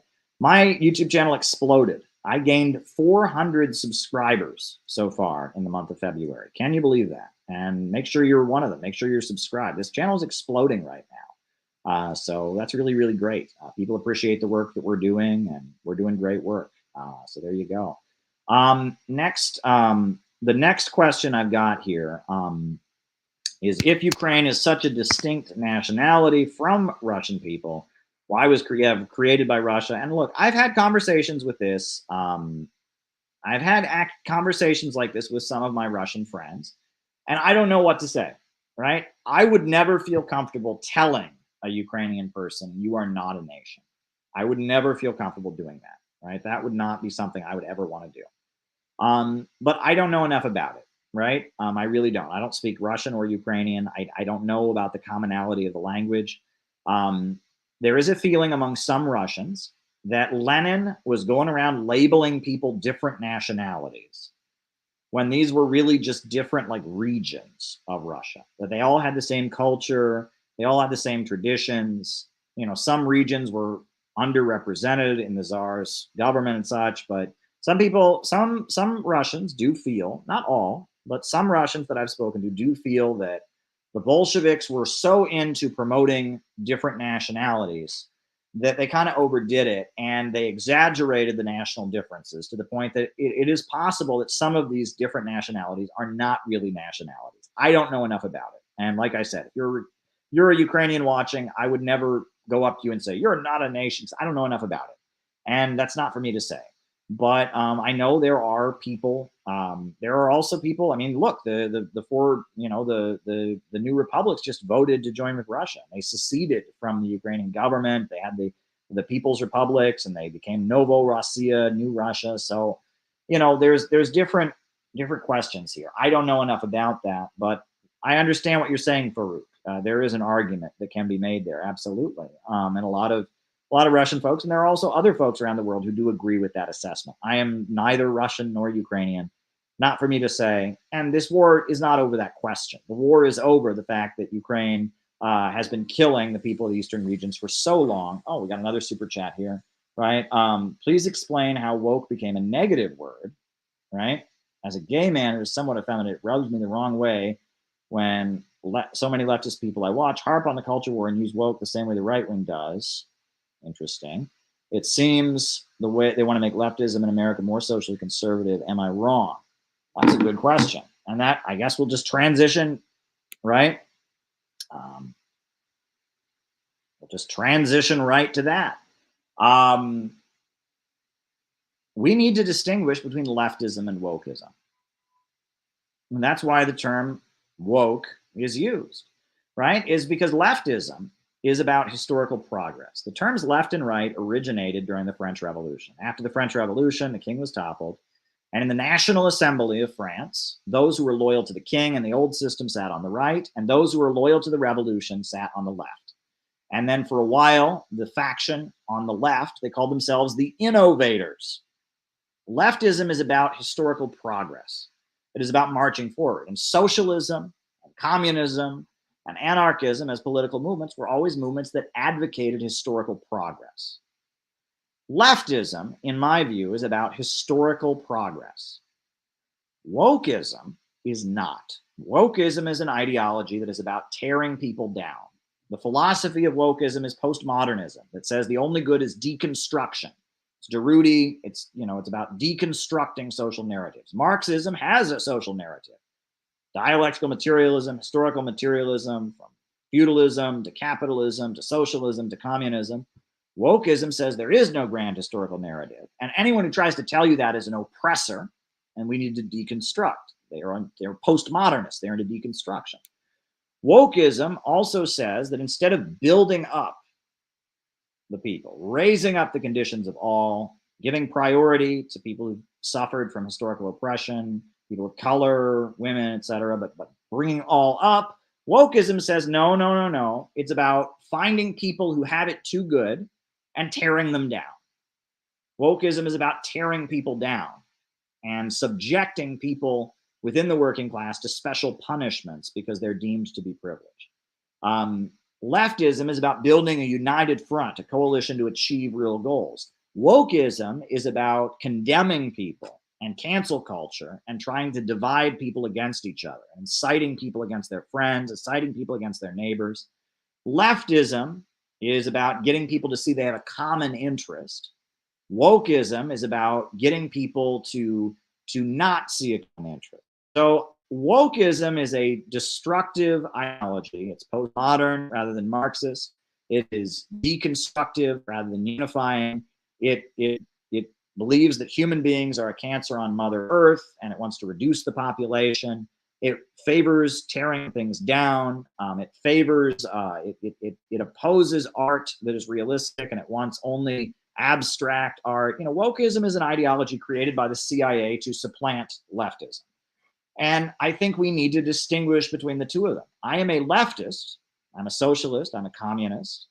I believe in a government of action to fight for working families. I want it to create an anti-monopoly government, an anti-monopoly coalition to fight for an anti-war government. Wokeism wants to burn it down and tear it down.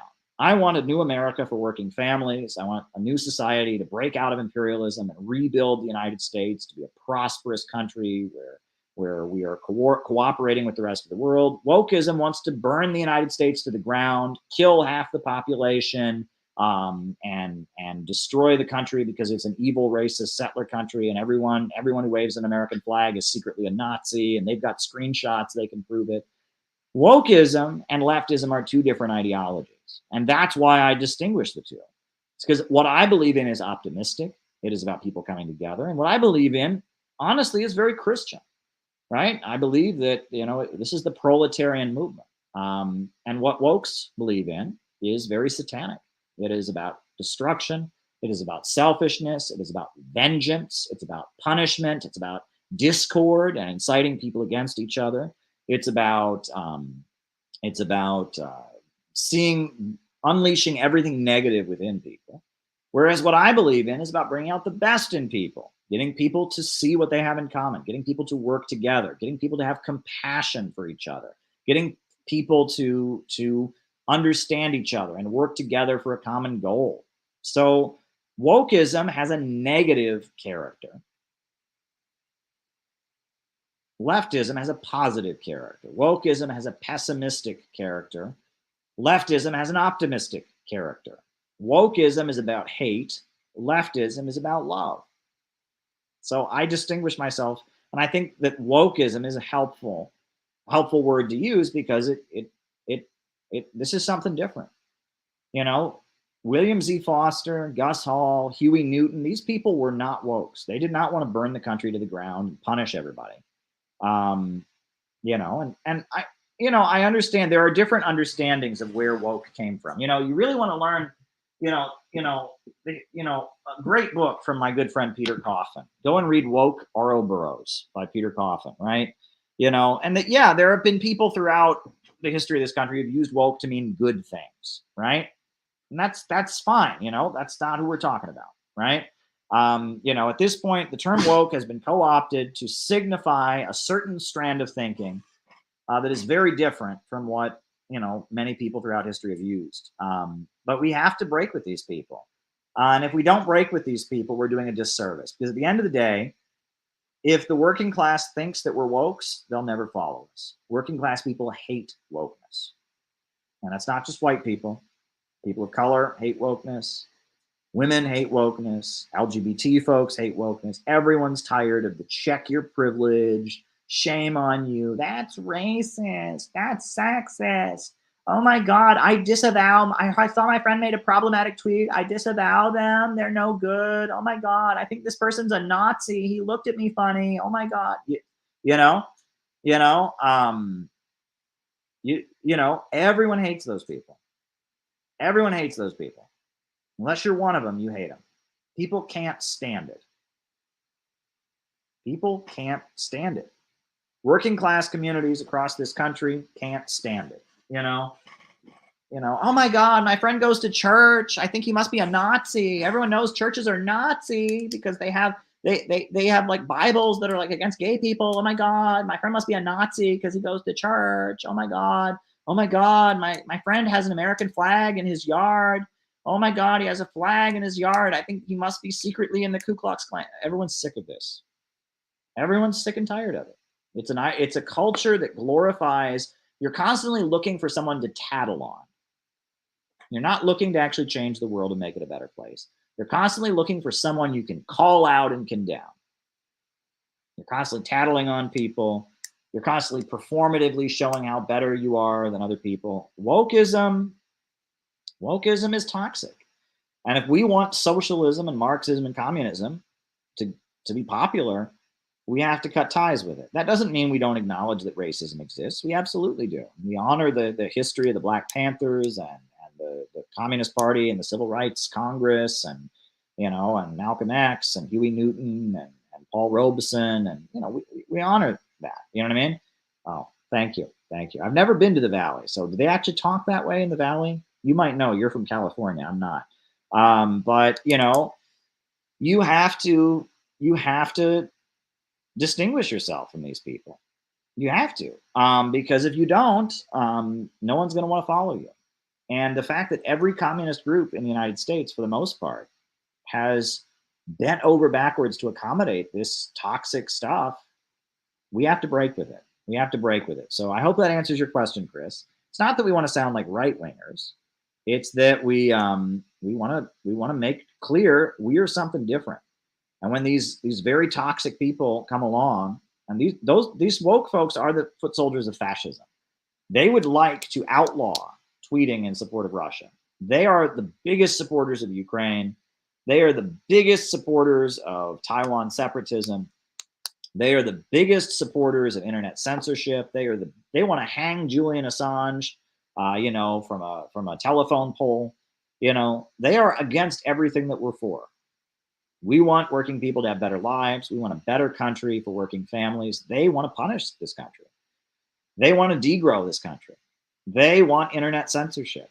They want outlawing of pro-Russian and pro-Chinese views.